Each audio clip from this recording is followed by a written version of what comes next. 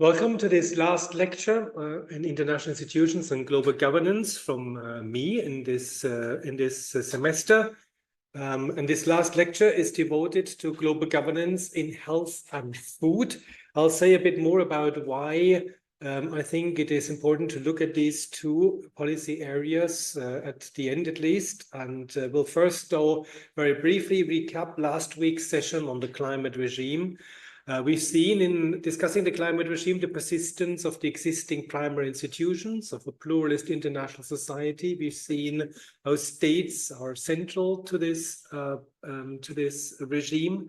It shows also, however, the relevance of epistemic communities. We've seen the scientific basis of the climate regime, especially in the form of the Intergovernmental Panel on Climate Change.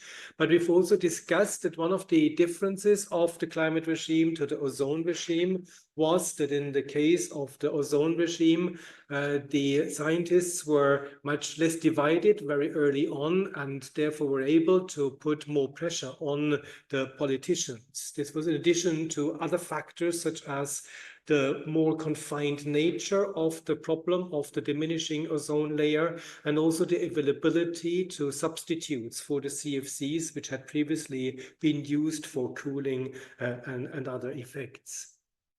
We've seen how the legitimation of the climate regime is largely output dominated, that input works via states, via experts, but also via the inclusion of actors through the market mechanism. Indeed, we noted how one of the central features and principles of the climate regime was that the mitigation of climate change was supposed to be achieved in line with existing market structures.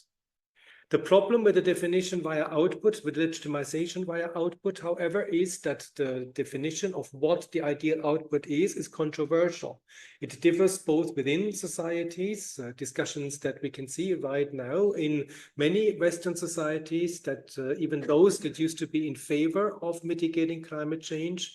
But there's also, of course, a more intense discussion, a longer discussion about what the appropriate output is, and the weighing up of demands from development and mitigation of climate change, and also different conceptions of how one would align climate change mitigation with everyday practices in different countries.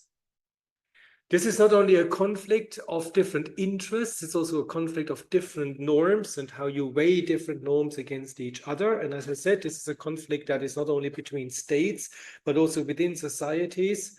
And I did say that while on the one hand, this policy field demonstrates one of the core problems of international society, that it cannot effectively tackle problems that are transnational in nature and would have to transform itself. There are some question marks at the moment in particular, whether any kind of world government that would rely on some sort of world society would be in a better position to tackle climate change, because it seems at the moment at least that the short-term interests of citizens in their majority seem to opt for less climate mitigation measures and therefore undermine the efforts of the climate regime. So I think the old sort of arguments that it's the states that are the problem here, and if only the states would give way to some sort of global covenant of some sort, that we would then be able to solve the problem of climate change, I think is a bit too naive and optimistic.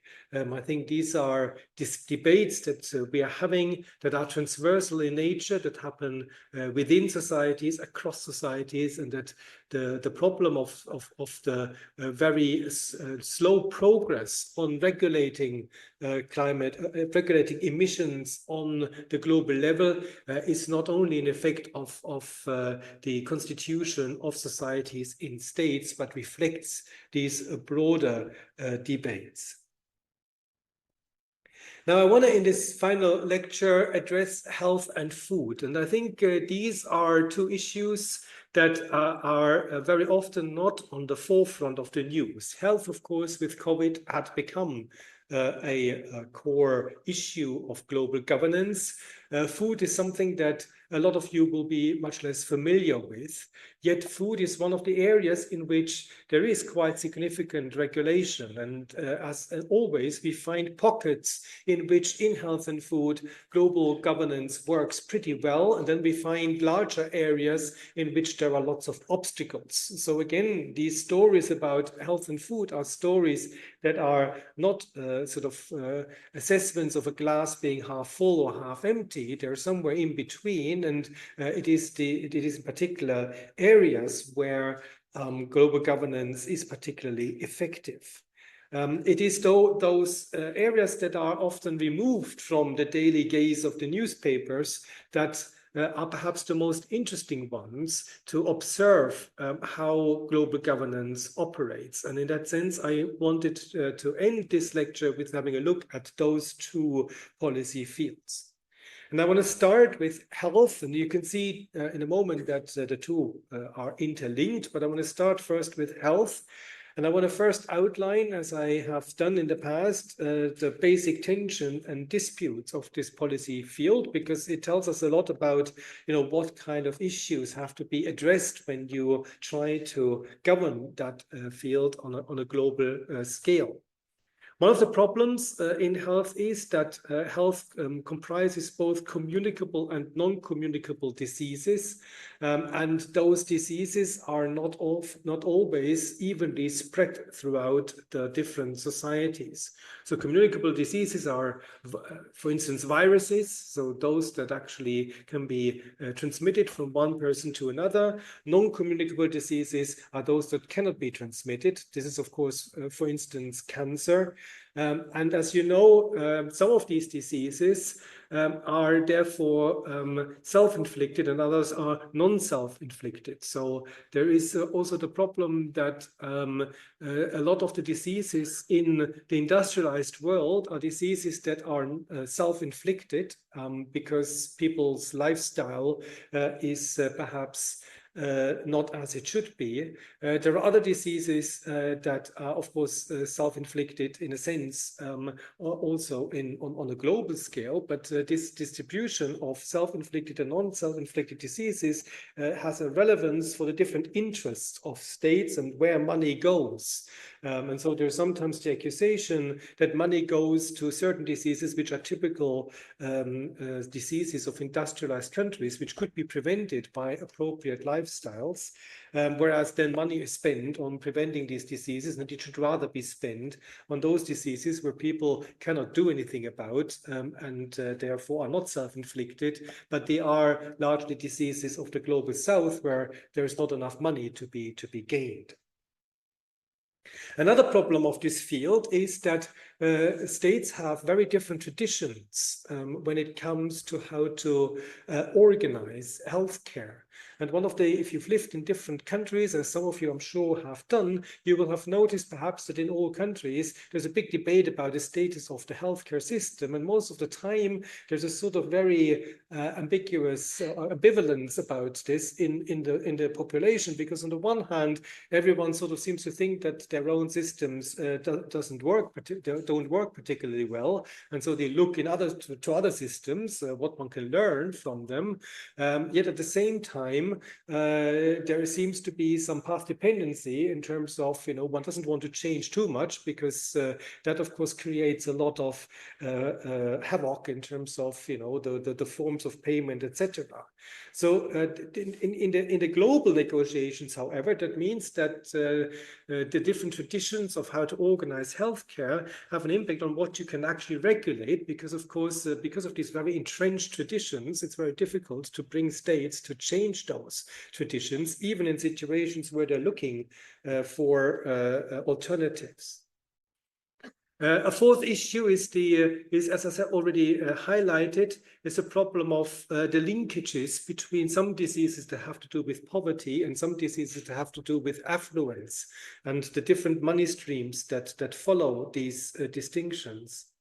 And finally, there is the issue of attempts at to globally prevent particular diseases or mitigate their effects, and cultural contexts in which perhaps certain preventative measures are not seen as legitimate. You all know that there are issues about vaccination, and we used to think that these are problems between some countries in the global south, where vaccination is seen as an infringement on the personal integrity, etc. But of course, we've seen now in relation to COVID that there are similar debates very much in also Western societies. So people seem to come and approach these issues from very different backgrounds. And I do find it quite interesting to observe how the debates about vaccination, for instance, in Western countries have shifted. Because I think people forget nowadays that in the beginning of COVID, there were massive pressures on governments to actually pursue very strict course. And of course, there were those who were opposed, but at the same time, and it's interesting to see how these people seem to have fallen silent largely. But I know, and I remember in universities that we were under immense pressure to actually basically close down and restrict sort of the way we teach in person. Of course, some students demanded there would be more in-presence teaching, but overall, I think the feeling was that we have to prevent this from spreading, and one would have to sort of close down. So people come to these issues from very different angles, and I'm just simply trying to set this out to say that if we've got these debates even domestically, you can imagine that regulating global governance with these very different traditions is very difficult in the area of health, because you've got very different approaches to how to do this. Now, the responsible organization for the global governance in health is, as you will no doubt know, the World Health Organization. The World Health Organization is another one of those institutions in the broader United Nations system that was created after the Second World War. And in fact, one could say that it goes back much longer than some of the other organizations that we've looked at. The immediate history of the World Health Organization has to do with the preparation committee that met in 1946 in Paris, that then constituted or prepared the International Health Conference, which took place in the summer of 1946 in New York, and ended with a treaty signed on the 22nd of July 1946. This constitution entered into force relatively quickly, so the ratification process took less than 2 years. And it went into force on the 7th of April 1948, which is until to this day celebrated as World Health Day. However, global governance in health had a longer history, and it had a longer history partly in issues of sanitary procedures and regulation, and in exchanges of scientists, of physicians about the classification of diseases. The first such classification of diseases happened in 1900, organized by France. France for a long time was a forerunner in trying to streamline and systematize health efforts. There were health organizations in relation to the League of Nations. The League of Nations, for instance, had a health organization related in particular to hygiene.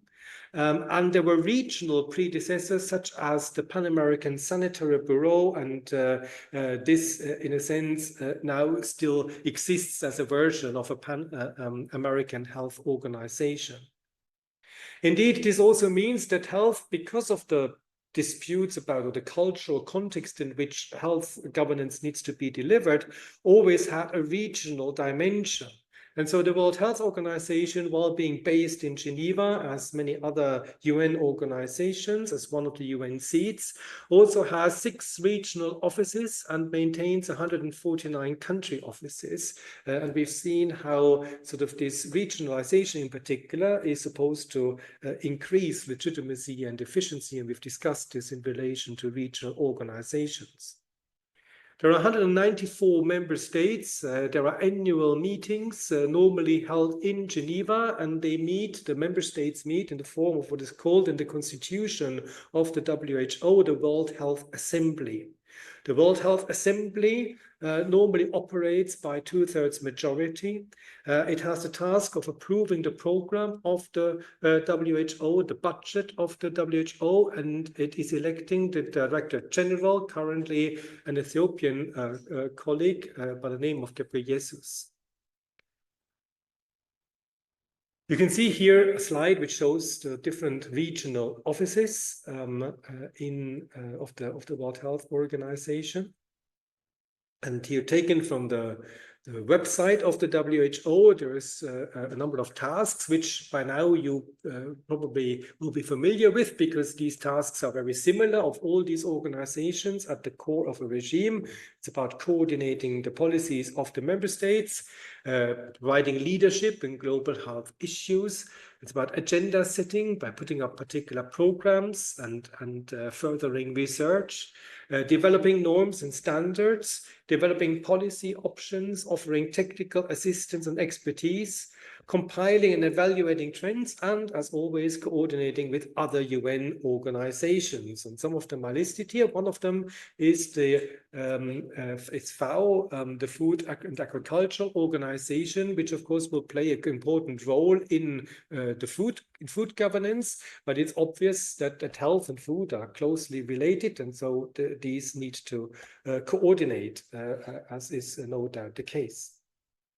One of the interesting things about the World Health Organization, as a number of other such UN organizations, but in the WHO, this is particularly obvious, is that the normal funds that member states have to pay by virtue of the constitution, which are here listed as the flexible funds, are only a very minor, if you will, part of the overall budget, and that the overall budget is largely consisting of voluntary contributions by the member states, of which there are two different kinds. There are voluntary contributions for very specific programs and policies, and there are then voluntary contributions on particular themes.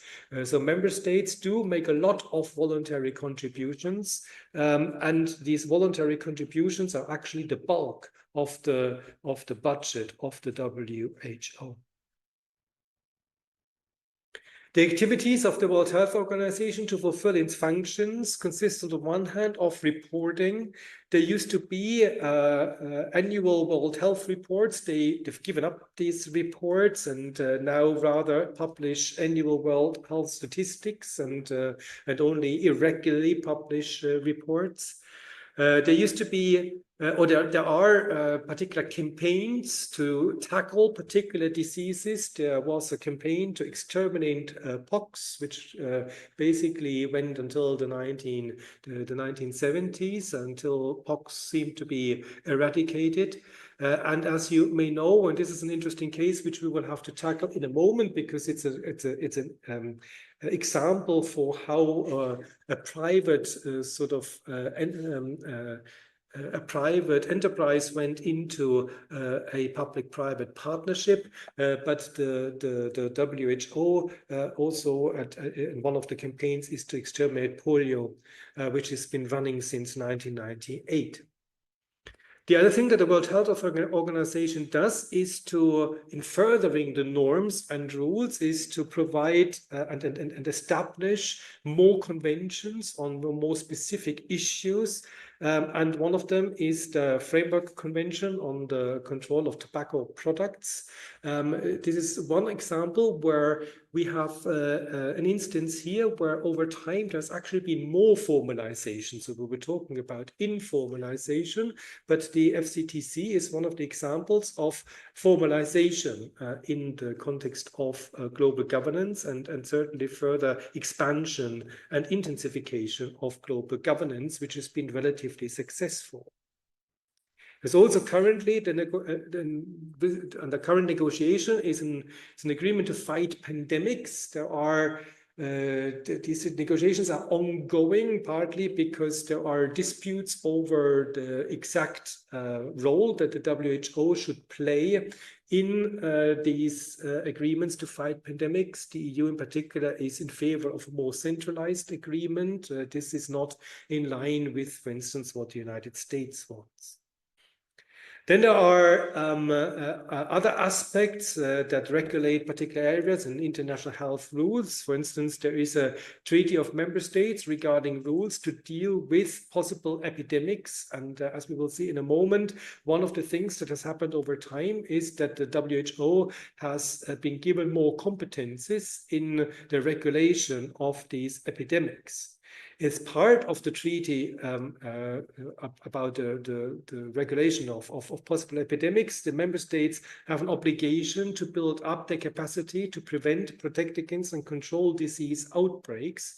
This has, as we will also see, led to some issues about under which circumstances member states need, for instance, to stockpile vaccines against potential epidemics. You can already see that one of the problems here is that in a possible epidemic, of course, citizens will expect the state to stockpile vaccines, but the same citizens will complain a lot if the state stockpiles those vaccines and then they are not needed, and therefore a lot of money has been spent on vaccines that then need to be destroyed.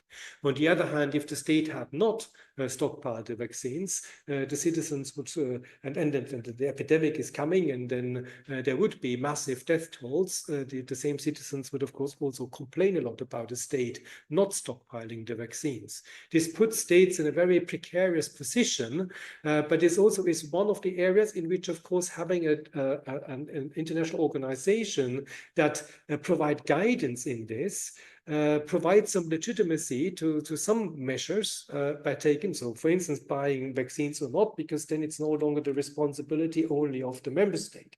So remember that one of the functions of international organizations is that they provide guidance and in such situations of uncertainty, of policy uncertainty. The problem, as you will no doubt see, is of course that if the World Health Organization itself is wrong, it's in its assessment, then of course we've got the same problem again. Then the World Health Organization is blamed for this, and so it's basically only a shift in the responsibility. The World Health Organization maintains its own YouTube channel, which you may want to consider having a look at, in which it reports about its activities.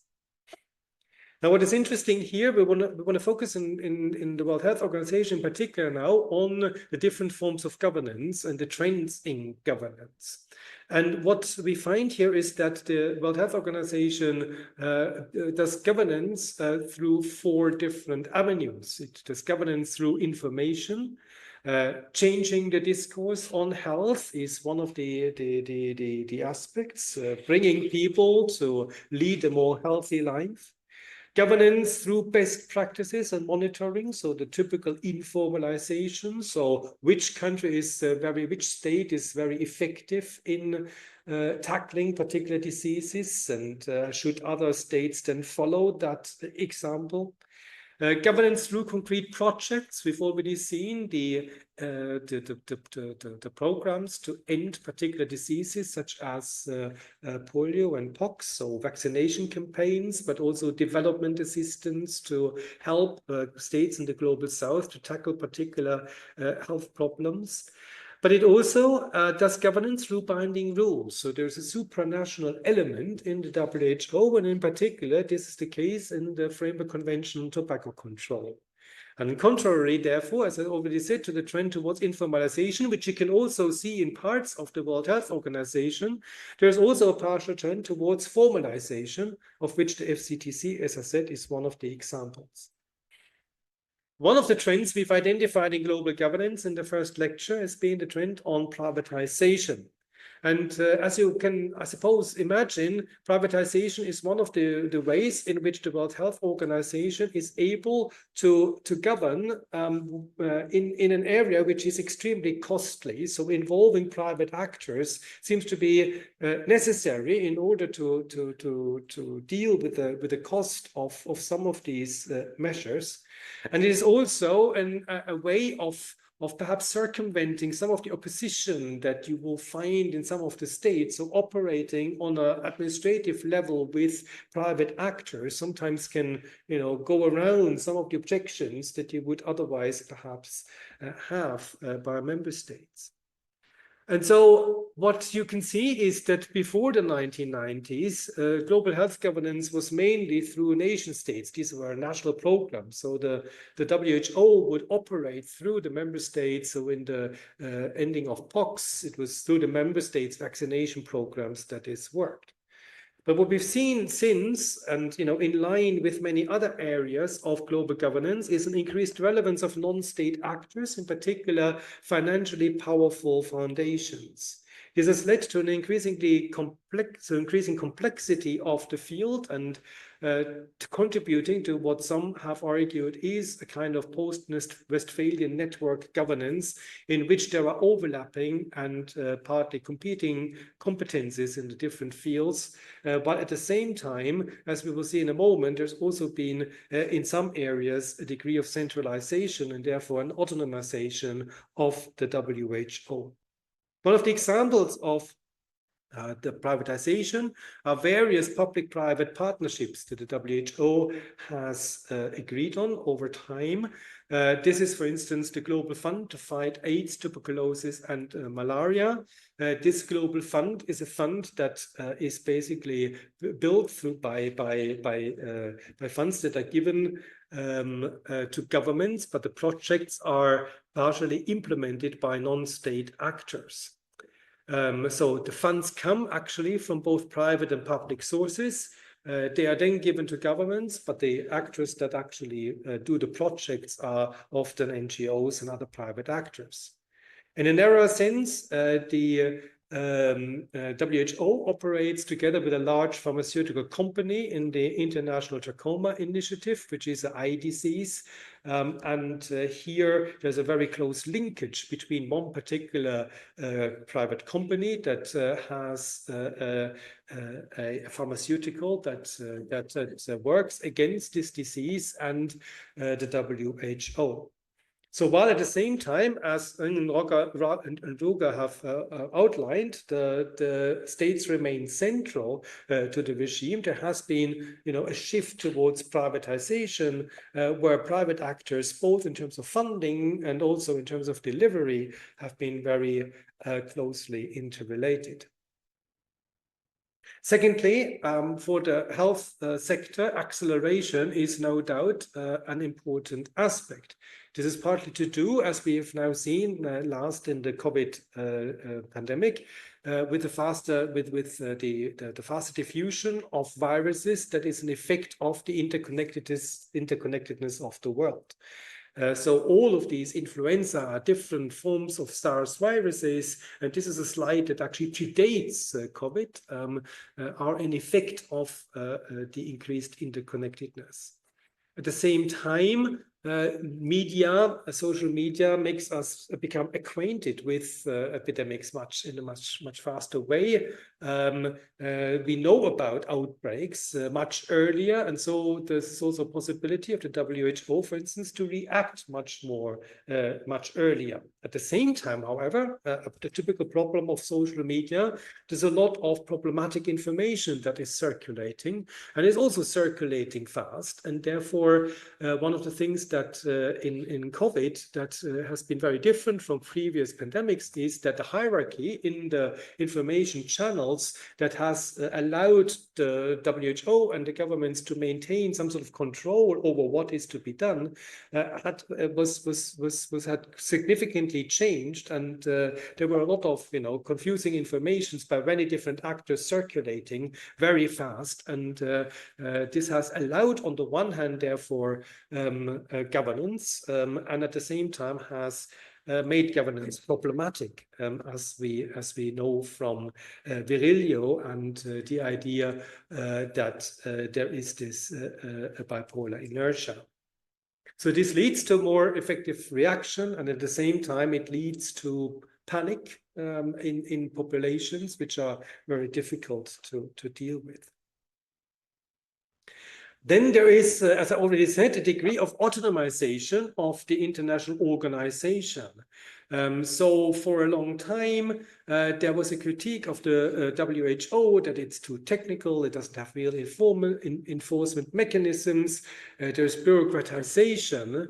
But all of these things, of course, also meant that there are indicators that there is a significant degree to which the WHO is perhaps removed from the member states and can no longer clearly be controlled by the member states. And one of the things that, of course, is a characteristic of the health sector is, again, its high degree of discursive insulation. So you and I tend to know very little about health. I mean, we may be experts in particular areas in which perhaps we have been ourselves effective, but we study political science or whatever we study. We don't study medicine, and medicine, as much as law, is a discourse, a scientific discourse that, in terms of the language, is very separate. You know, whoever has ever read a doctor's notice, even about your own disease, very often you have no idea what you have actually reading the doctor's notice. So this in itself, therefore, means that there is some, you know, bureaucratic and technical language attached to this, and it also puts the WHO, therefore, in a position to separate, as it were, in the way that, you know, we discussed in relation to human rights regime, a discursive autonomization, not necessarily a political or autonomization. At the same time, we see the increase of influence, though, of other intergovernmental organizations, which then restrict the autonomization of the WHO. For instance, the World Trade Organization. Remember that one of the big issues of debate in the World Trade Organization was TRIPS, and in particular, intellectual property rights. So intellectual property rights are, of course, and we mentioned this in relation to WTO, particularly contested when it comes to vaccinations. And we've seen how there's been some leeway given by compulsory licenses, for instance, in the WTO. But we've also seen in relation to COVID, for instance, the debates over issuing those compulsory licenses. And that, for instance, Germany, as one of the countries that had manufactured some of these and where the patents were held of those vaccines, had played a very unfortunate role in delaying the issuing of those compulsory licenses under the WTO. Now, that's clearly to do with the health sector. And so with the relevance of these patents, there is, of course, an influence of the WTO interfering, as it were, so that the WHO is not independent of measures because it cannot regulate, as it were, these compulsory licenses in itself. There are some aspects in which there is a clear autonomization of the field. For instance, as we will see in a moment, the legal mechanisms of the Framework Convention on Tobacco Control, but also the increasing importance that the WHO, in accordance with the Treaty on Preventing Pandemics, has been given in the fighting of epidemics. And we will again have to take a closer look in a moment about the role that the WHO has had in different pandemics and how we can explain perhaps the less influential role it has had in the fight of COVID-19, at least in the beginning. Let me first zoom in on the Framework Convention on Tobacco Control, which I mentioned now a number of times as one of the examples of formalization and also of increasing supranationalization in health governance. The FCTC is an independent international treaty, but negotiated by the members of the WHO through the World Health Assemblies, and it was adopted by the World Health Assembly in 2003, and again entered into force relatively quickly after ratification in 2005. Its aim is to reduce tobacco consumption worldwide, and we've discussed the self-inflicted and non-self-inflicted diseases. As we know, tobacco consumption is highly problematic in its health effects, and therefore there are a number of diseases to do with heart diseases and lung cancer that are self-inflicted by taking the risk of tobacco consumption. Therefore, it's one of the areas in which the World Health Organization has become active to reduce tobacco consumption. And quite interestingly, Western companies that produce tobacco products have been therefore lobbying for a long time to delay this process or to find exemptions from harsher regulations. The member states have, under the FCTC, a number of obligations that are set out in Part 3 of the Framework Convention. And these are to do with a number of measures that are both related to increasing the cost of tobacco products, but also are of a more regulative policy quality, in the sense that they try to scare people away from basically using tobacco products. And you all know the result because, well, you don't know because you are young enough that you don't know how it used to be. But I can tell you, I mean, I can tell you that when I studied in the university, it was common that people smoked. I mean, I'm young enough to no longer remember that I would be standing here doing this lecture holding a cigarette in my hand. I do know a very good colleague in Birmingham who used to still do this in her seminars. But I certainly know that when you came out of the lecture halls when I studied, you know, you were basically having a smoke, even though you didn't actively put a cigarette into your mouth yourself. And that tells you, you know, I'm not that old, so it tells you that there's been a significant shift in behavior.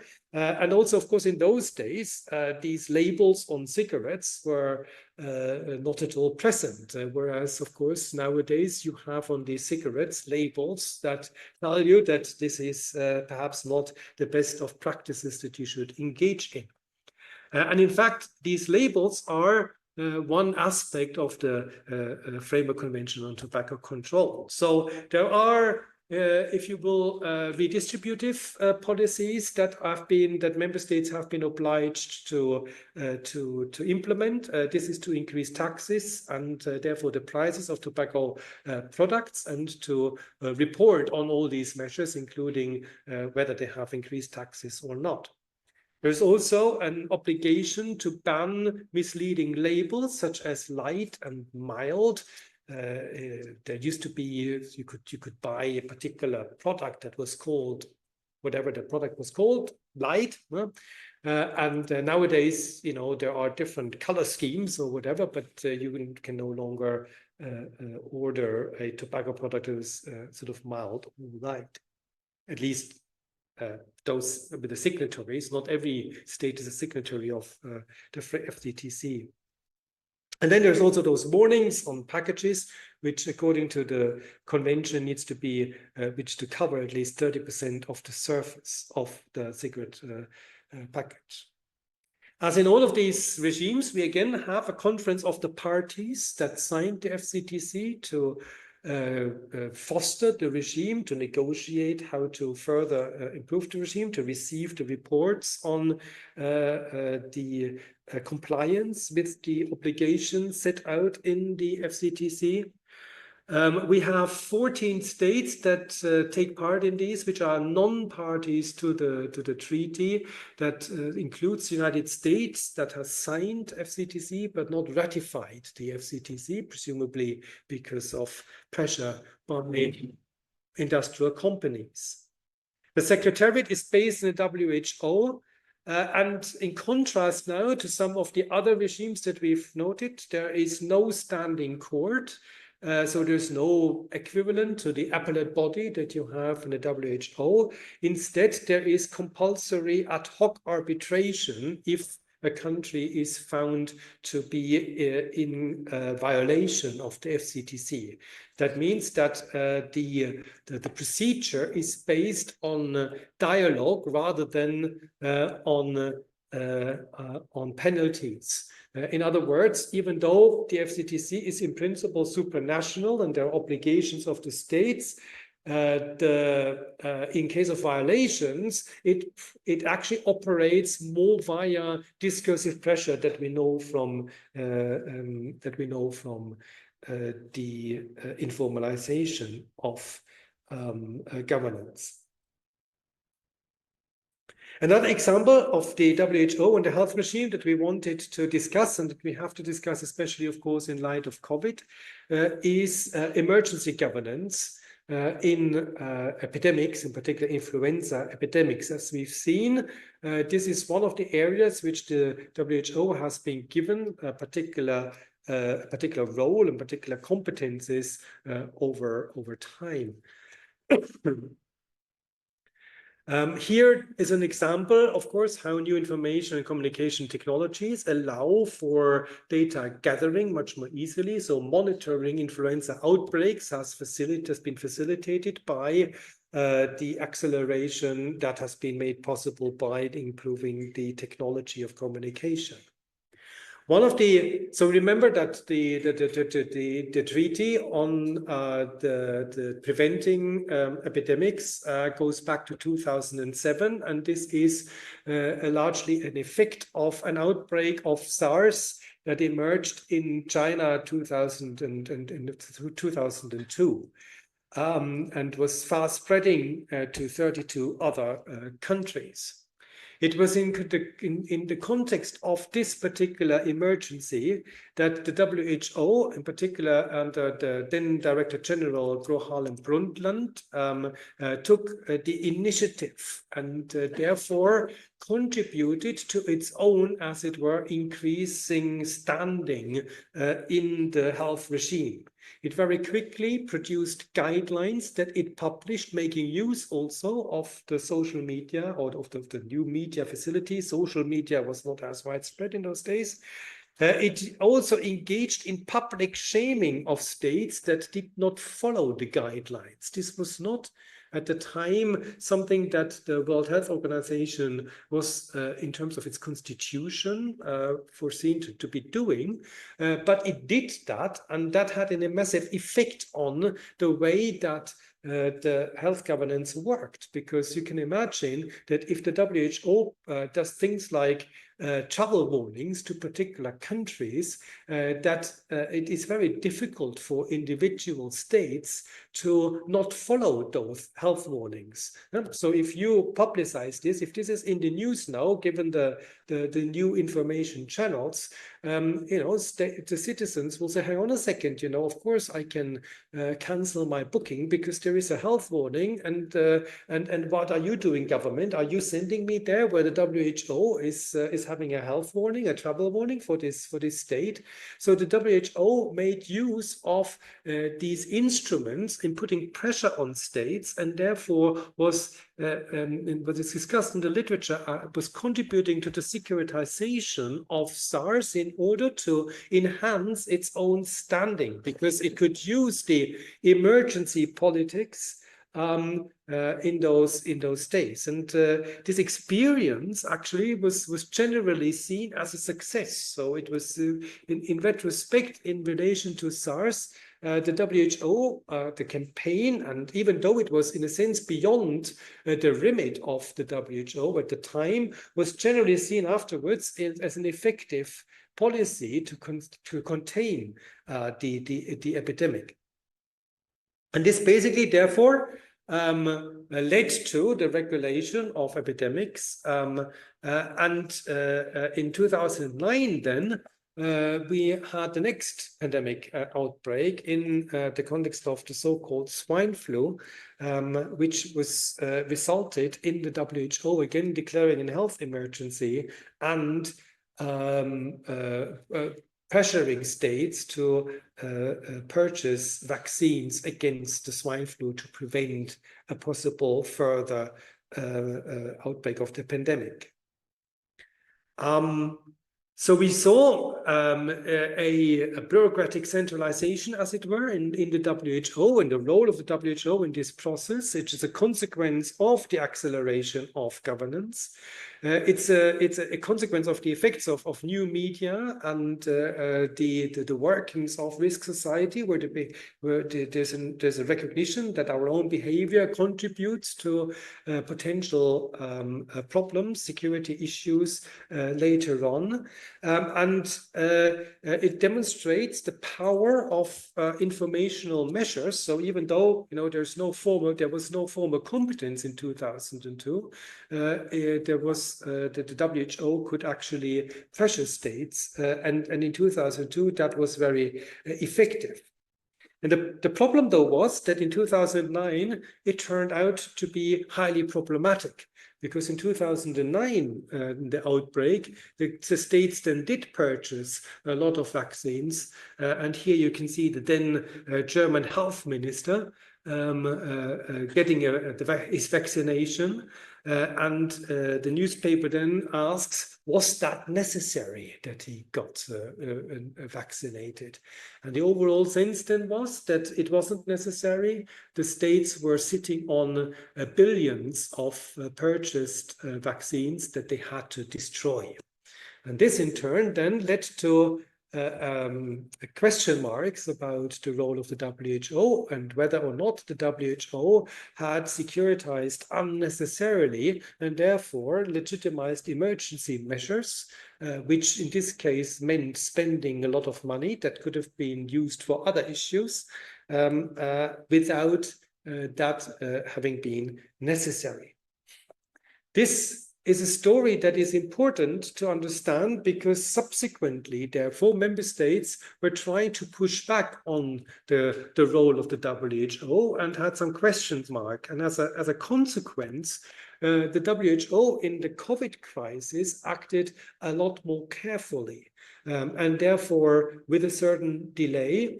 And we know that one of the problems then was that member states, even within the European Union, were actually resorting to national measures without a sufficient degree of coordination and collaboration. So the history of COVID-19, by now perhaps starting to be already forgotten, was that there was the first outbreak. The WHO did report on social media about these outbreaks in January 2020. It then declared a public health emergency, identified the outbreak as a pandemic between January and March 2020. But it had difficulties, as I said, in coordinating the efforts of the member states. In April 2020, there was the so-called COVID-19 accelerator, including measures to develop and distribute vaccines via COVAX. The WHO issued then the first emergency use validation for a COVID-19 vaccine. This is a sped up process to rubber stamp and check the possibility, or the the effectiveness of a particular vaccine. You need to test these things, and under these rules, there is a shortened procedure to test those vaccines.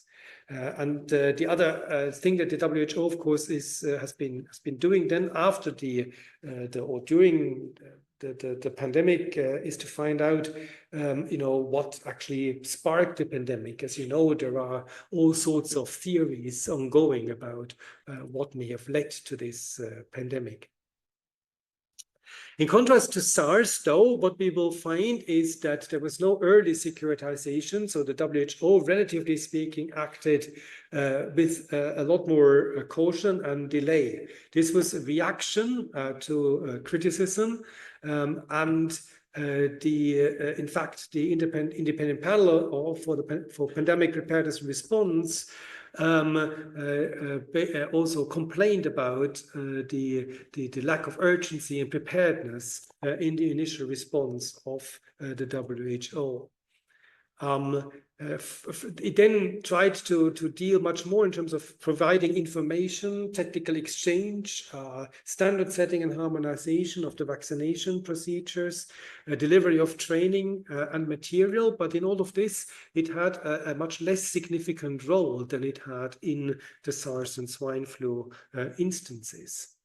In particular, what was often branded an infodemic, and we discussed already the degree to which in COVID the problem of social media has led to a war of about different facts and interpretations.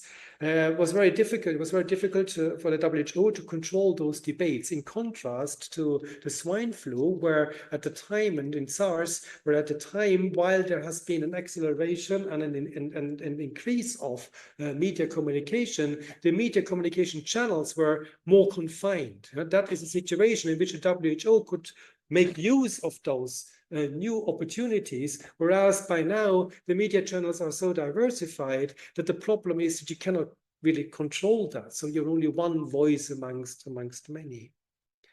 One of the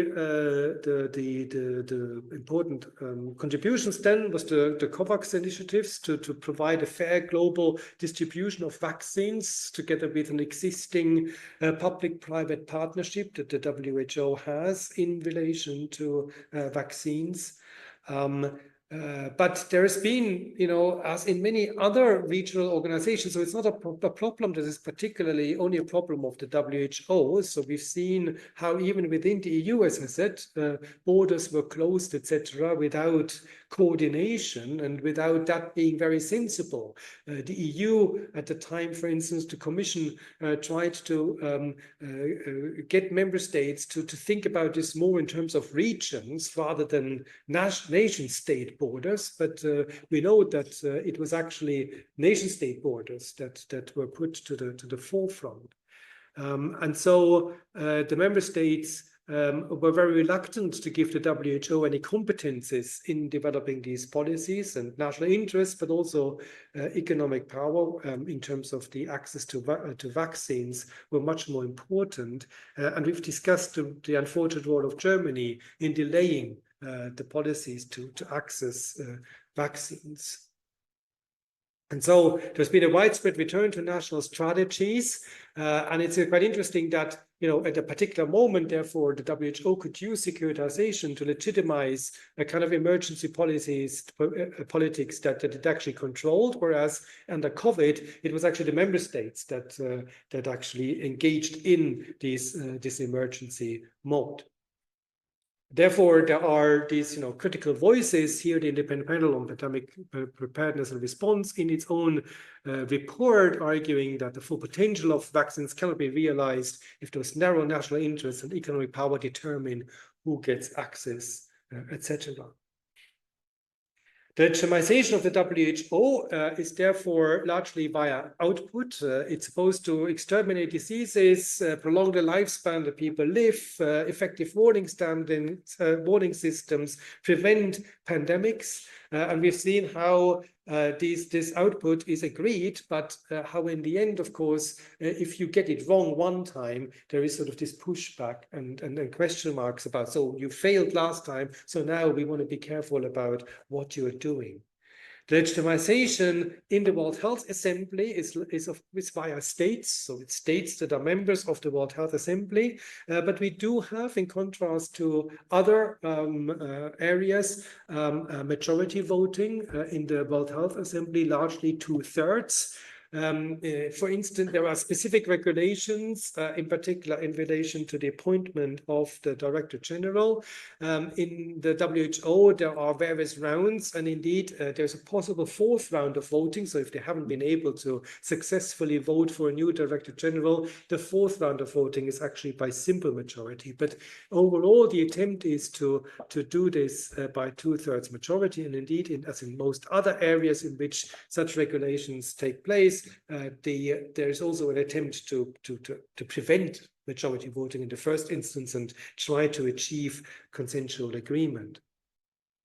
Some of the problems that have been discussed in the literature is the idea of imposing problems. Remember Richard Ashley's critique of global governance, that it is imposing international purpose. The problem here goes back to the definition of the diseases and the disputes between different diseases and the uneven distribution between the global north and global south. So there's been a lot of accusations that the focus of the WHO would be on on diseases that privilege the interests of Western industrialized countries, and in particular their pharmaceutical companies. So in other words, where there is money, rather than what the biggest diseases are. Secondly, we've discussed the degree of securitization, where the mode of securitization, of course, a concept that most of you will only really discover in depth when we do the Discourse of Security lecture next semester. But this mode of continuous securitization, one of the accusations is it leads to a focus on these pandemics rather than on the longer term health issues. So there's an emergency mode constantly, rather than trying to figure out what sort of facilitates perhaps those pandemics in the first instance. It's reactive rather than proactive. This, in the end, the argument would run counter to the necessities of human security and health as a global public good, but instead sort of leads to money always put on particular emergency issues. I don't think that all of these critiques are actually fully justified. We've seen that the WHO does engage in a lot of different projects and programs, but of course, in particular, the combination of the private partnerships that the WHO partly needs in order to get all the money it needs to do the vaccination campaigns. But this leads to the influence of particular pharmaceutical companies that, of course, is problematic. I want to spend the remaining 30 minutes then discussing a related policy field, and this is the policy field of food and nutrition. Here again, in the policy field, we have a number of tensions between different interests and also norms. For instance, there's a tension between the right to nutrition, the right to access food, versus the market principle, so food stuff as a trading good. There is the problem of local production versus the world market. So on the one hand, under the WTO and the trade regime, we have the idea that ideally you would have a global market and that trade restrictions are problematic. At the same time, however, there's the concern, in particular these days, when we've seen the food crisis, for instance, following the Ukraine war, that states should be prepared for particular shortages, and that therefore one ought to give priority to local production. But this is not only an issue now of food shortages, it's also an issue with environmentally conducive production of foodstuff. You will all know that, for instance, within the EU, there is a big tension between, on the one hand, an EU-wide market that privileges particular industrial producers, and the preference for regional producers that, in particular, if they produce their foodstuffs with organically certified methods. The problem goes even further, that a lot of so even within the demands of the citizenship, there is a tension between, on the one hand, arguing in favor of local production, and on the other hand, though, arguing in favor of stricter regulation in the name of consumer protection. And you can imagine that so we're talking these days, the Germans all talk about the reduction of bureaucracy, but every sort of outbreak of a disease that is related to a particular food product afterwards leads to new regulations, because of course a lot of citizens will say, the same citizens very often that complain about too much bureaucracy, of course say, so why have you allowed that foodstuff to be circulated? Why did you not control that? And you can see that this is an inherent tension. You have to always find a compromise, so there will always be those who are dissatisfied with either too little or too much regulation. This relates then also to issues of attempts to feed a growing humanity, which would require perhaps more industrialized production, and on the other hand, environmental protection. There's an issue about the proliferation of technologies. So you want technologies to be used widespread, and patent protection. So the old problem that we've seen in the vaccines as well.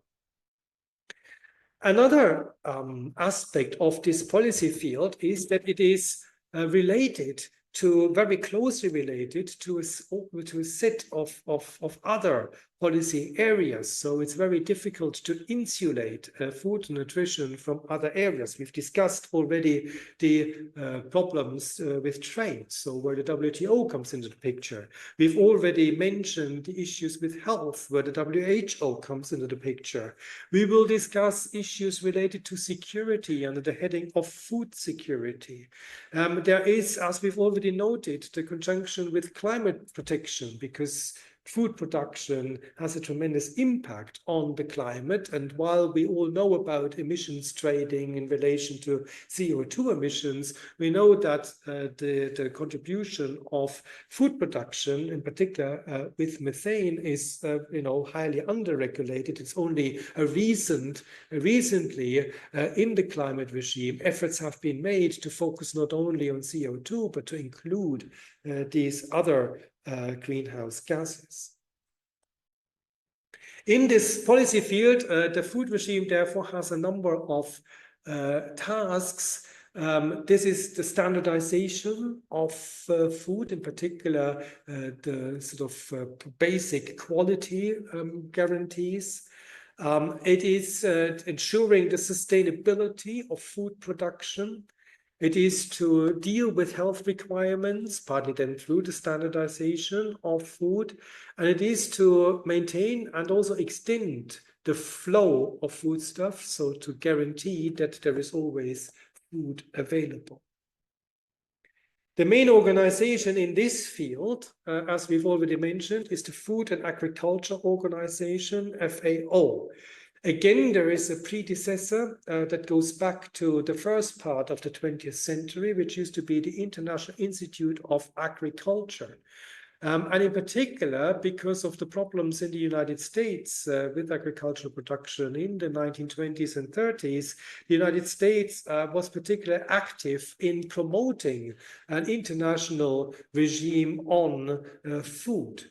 And so Franklin Roosevelt, the then US president, already called for a conference during the Second World War, which took place as the United Nations Conference on Food and Agriculture in 1943, so before the United Nations as such had been founded.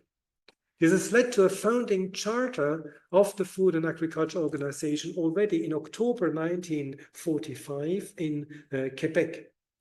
This was embedded into the effects, as I said, of the Depression on agriculture, and therefore the sense that we need to sort of guarantee, even though there might be economic downturns and wars and what have you, that we need to guarantee the production of food. And what was the solution that you found in the 1940s and 50s? The solution was to be found in technological progress. So one of the sort of contentious areas until today in the FAO and in the food regime is a very heavy focus on the belief of solving the food shortage, of possible food shortages, through investment in science and technology. And you can imagine that that sort of is, in tension with the demands to produce perhaps in a more organic way and a more environmentally friendly way, in a more regional way. This leads to the scientification of nutrition, and it is reflected, therefore, in the way that the FAO has been operating. So it's largely been given the task to improve the production and distribution of food But also interestingly, because the Food and Agriculture Organization, one of the aspects was also that one felt that after the experience of the Depression, that also it needs to be concerned about the living conditions of the rural population, so that there are to diminish the discrepancy between rural and city populations. The final area in which the FAO is active is also food safety, and here is an important part in which it cooperates with the WHO. And we will hear in a moment about a Codex Alimentarius as one of the sort of most important, perhaps, global governance instruments that presumably hardly any one of you has ever heard of. Currently, the FAO has a strategic framework that reflects those kind of partly contradicting aims under the 4 headings of better life, better production, better nutrition, better environment. These things that the symbols associated from the Sustainable Development Goals. So this is a typical sort of way in which global governance in these areas functions. The FAO does this through gathering data on nutrition and agriculture, by pushing for particular policies, by spreading technical expertise. Its main decision-making body is the FAO conference, where the member states meet biannually. Currently, 194 member states plus the European Union as a member of its own. There is an FAO Council to administer and take decisions between the conferences. There are 49 members elected on the conferences to this FAO Council, and the decision-making procedures with a 2/3 majority then also apply to the Council. There's a Director General, which is elected by the conference. There's a Secretariat, which initially, because of the history of the FAO and the core role that the United States and Franklin D. Roosevelt played in this, was initially set in Washington, but since 1951 has its seat. The FAO has its seat in Rome. There are then also regional offices and more than 130 country offices. Again, in the budget, 70% of that budget in the past has been voluntary, and only 31 were assessed contributions, so contributions that states had to make on the basis of their GDP. Now, one of the perhaps most decisive things that the FAO has done, it effectively, one task, as we remember, is standardization. And one thing that the FAO has done is basically standardize the additives that can be given to foodstuffs. So basically, if you buy something anywhere in this world, that there are some global rules about ensuring that the food that you consume is actually safe and not, full of stuff that you don't want. Of course, this is always based on science and also, of course, to some compromise, because there are different traditions of what can be added and what not. But the important thing here is that there is a treaty that the member states have agreed on, that was established in cooperation between the WHO and the FAO and their expert committee on nutrition, and the 1963 Food Standards Program, which then resulted in a codex that basically identified the additives and the standards of labeling, etc., for foodstuffs that are universally applicable. So this includes standards for the production, for the additives, and for the labeling of goods, in particular guidance on the usage of specific food supplements. While the codex is only a codex and therefore in principle non-binding, so in contrast to, say, the FCTC, this is basically an agreement among states, which they say they want to stick to, but there is no supranational instrument. There's no way to really take member states that violate the code to actually that infringe some of the rules to make them pay or any in other way punish them for that. This is a non-binding agreement amongst member states, but it is one of those agreements that actually has unfolded a power of its own, partly because member states, of course, are often use this because they don't have sufficient expertise themselves. So it's easier to use something that is already there in regulating nationally their own food production. Partly because there is a linkage here with the WTO, because in the members are part of, if the members are also part of the WTO and therefore subject to particular trade rules, the WTO in turn refers to the Codex Alimentarius so that you can only export goods that actually are in line with the Codex. And so you see an example that is not the only example where a non-binding treaty basically becomes binding via a linkage with another policy field, in this case, trade. The UN General Assembly in 1985 has called on all governments to follow the Codex.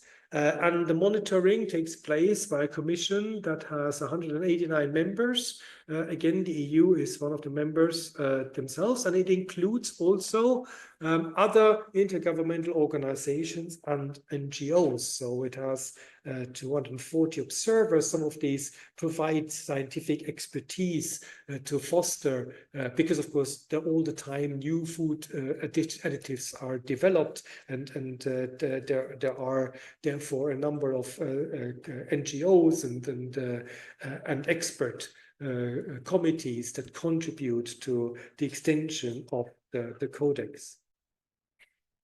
Another example of governance in this field is the World Food Programme, established in 1961, based as the FAO in Rome, with an executive board, etc., to basically guarantee the supply of food. So whenever there's an emergency, the World Food Programme basically partly outside the rules and regulations of the WTO can provide this food. So it's trying to balance emergency interventions of that kind with broader development programs to improve food circulations.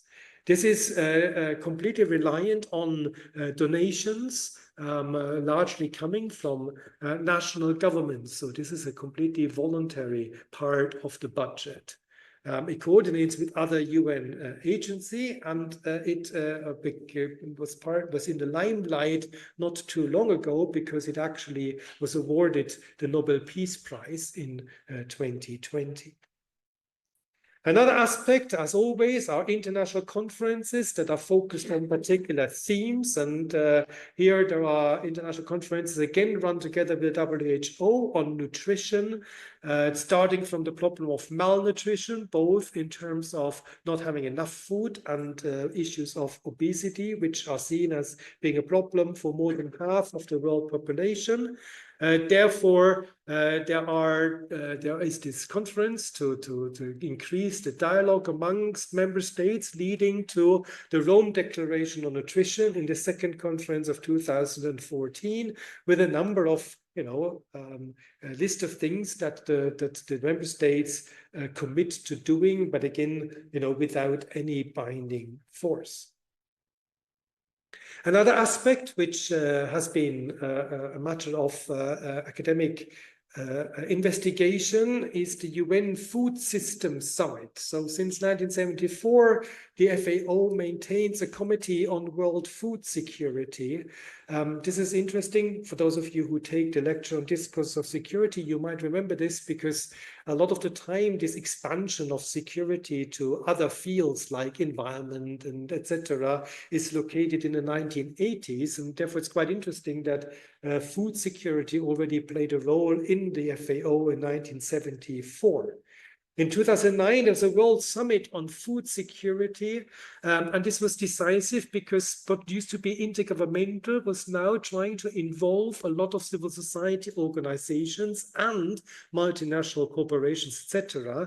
But what was particularly interesting in the literature was it was seen as one of the rare examples of really systematically involving NGOs in this process, in particular through the so-called civil society and indigenous peoples mechanism to include indigenous representatives, and again therefore to try and balance between the requirements of a global food market and production with the sort of access of and the rights of indigenous people to maintain their own food security.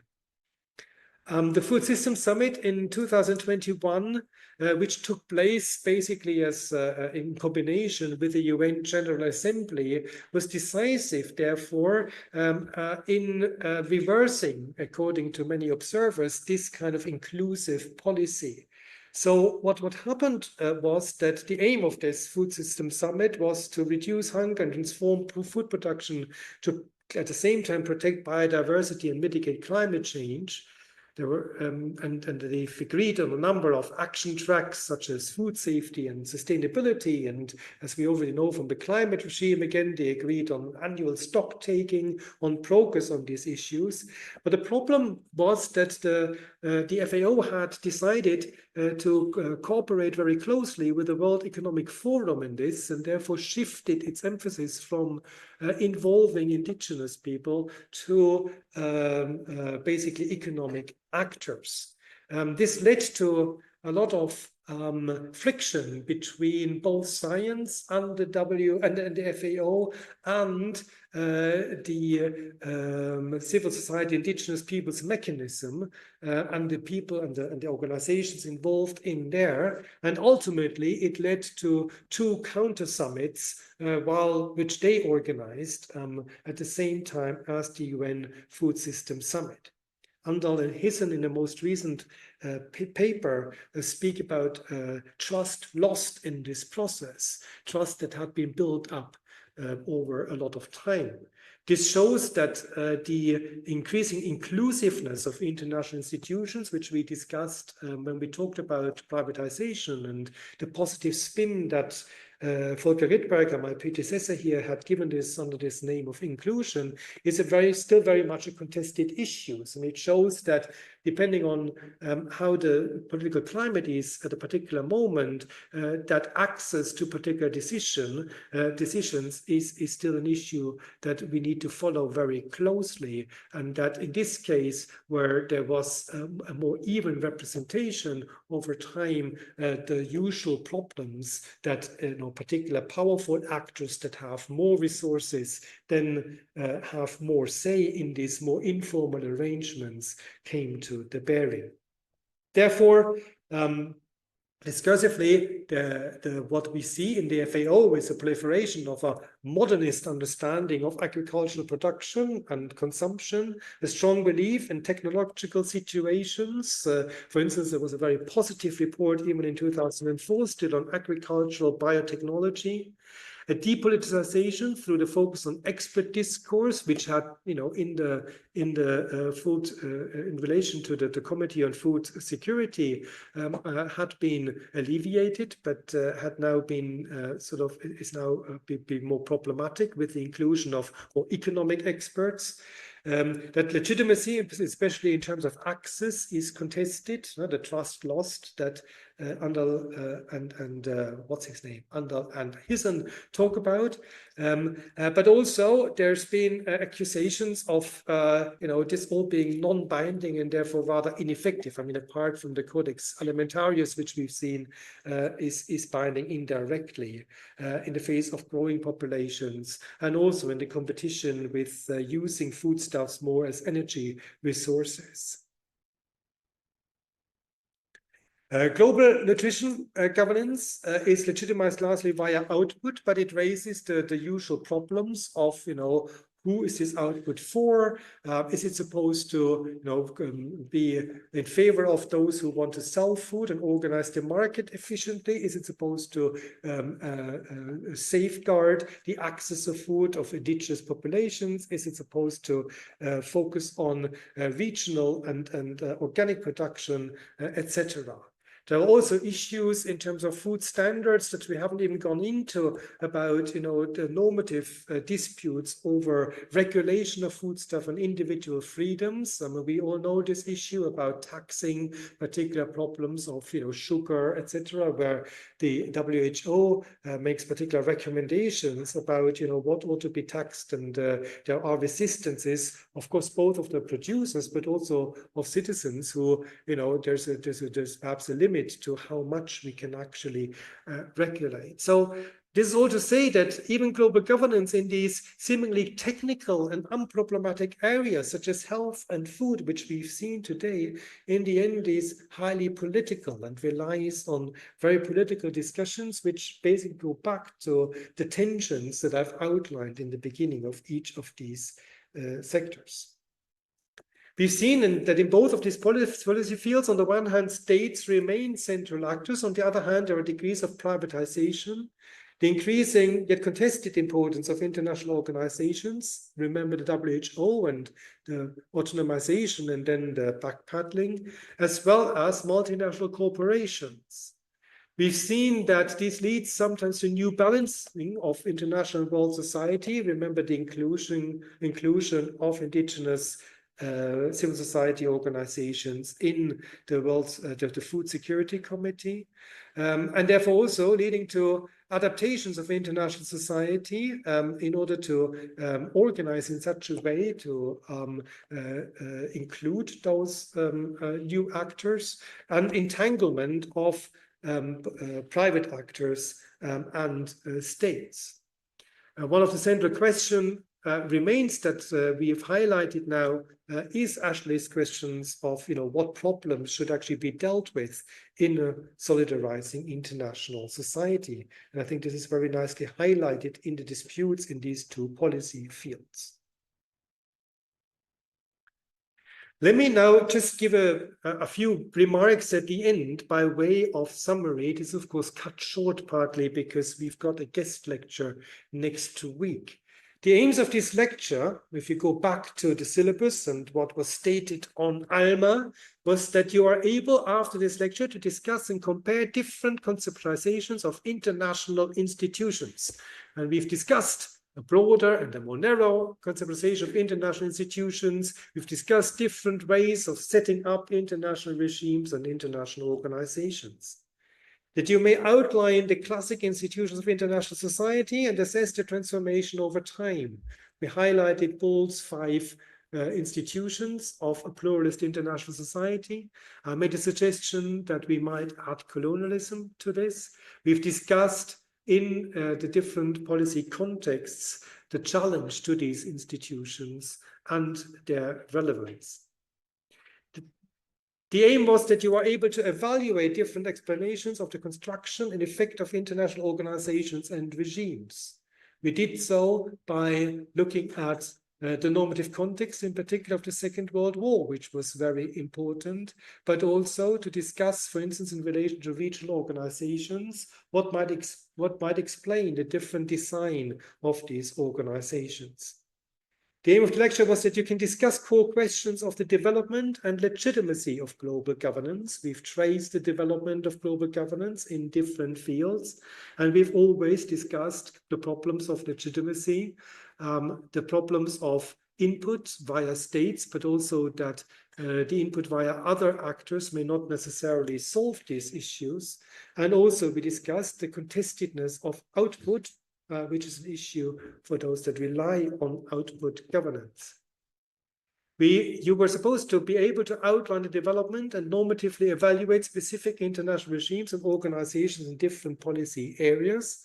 And that is what we spent the last weeks on, covering these different policy areas. Overall, we've seen that the secondary institutions have all further developed over time, and that they also challenge primary institutions, but they do so only to a limited extent. So overall, I think we've seen just a remarkable resilience of those institutions, and also of the basic pluralist structure of international society. We've discussed the degree to which, at least for some time, a solidarist perspective seems appropriate, where the international society is still organized around states, but that those states have increasing responsibilities to care for issues that are transnational in nature. But we've seen that there were always restrictions, that there was no consistency both amongst regions, but also within policy fields. Some aspects had been supranationalized, for instance, more than others, and that pluralist institutions are persisting, and that there are challenges of a repluralization by the increase of geopolitics. But we've also noted that this is not, as much as solidarization was not uniform, that also the repluralization is not uniform, and that there is a parallelity of cooperation and conflict going on. And I don't think, therefore, it would be too simple to say, this is all the end of global governance. I think the story is a little bit more complicated. Among other things, one of the arguments that my colleague Hilke Dijkstra in Maastricht has made in recent years is that institutions don't die easily. And at some point, I cited Hilke here in relation to the particular big organizations have, even if they are perhaps dysfunctional, have a tendency to stay on. And so even during the first Trump reign, the institutions persisted, even though they were more contested, and we've seen this in particular in relation to the WTO.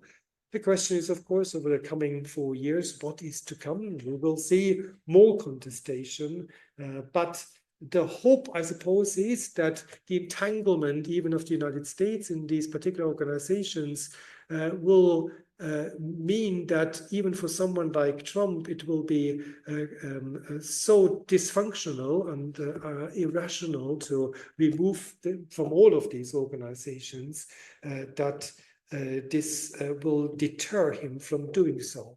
But of course, we know that the problem of a second term is always that there is a potential of presidents to act even more erratically, and the way that the government is formed at the moment, I suppose, is not really making oneself all too hopeful. I also noted, though, that solidarization is not something good per se. We've noted how solidarization is also problematic because of the different norms that are often standing in tension with each other. There's a tension between the basic norms of international society as well as between international and world society. We discussed this at length. And we've also discussed the degree to which the existence of particular international organizations is within a particular historical and discursive context, even though the design of the concrete procedures then can be explained more by our rationalist expectations.